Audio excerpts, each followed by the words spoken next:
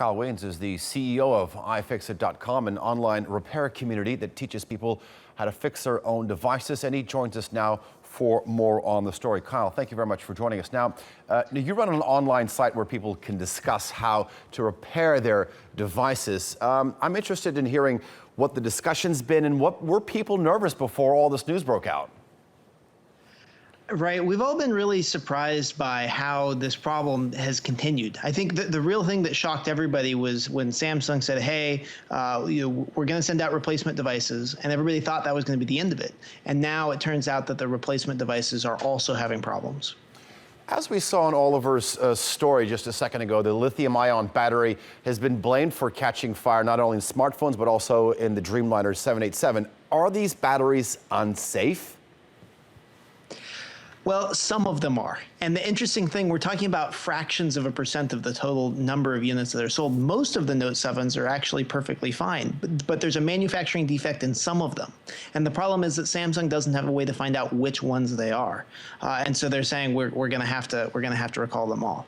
And the issue is that the battery is just packed a little bit too tight inside the case. The battery's a little too large, and it's causing two sides of the battery to come in contact with each other, which shorts out and causes the fire.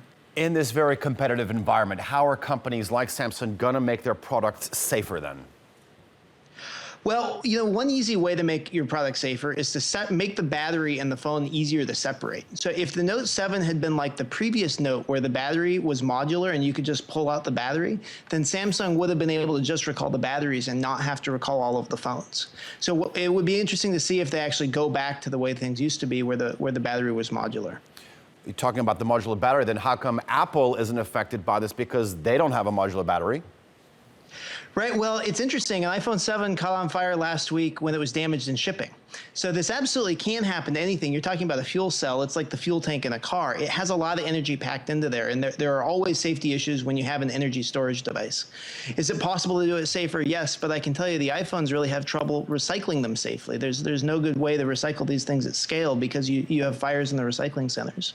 So across the board, these lithium batteries are a challenge, and the safest thing to do is to make sure that they're easily separable from the device. There's a lot of additional safety mechanisms they can build into the batteries, but at the end of the day, at some point, the battery's going to have to come out of the phone. All right, iFixit.com's Kyle Wiens, thank you very much for joining us.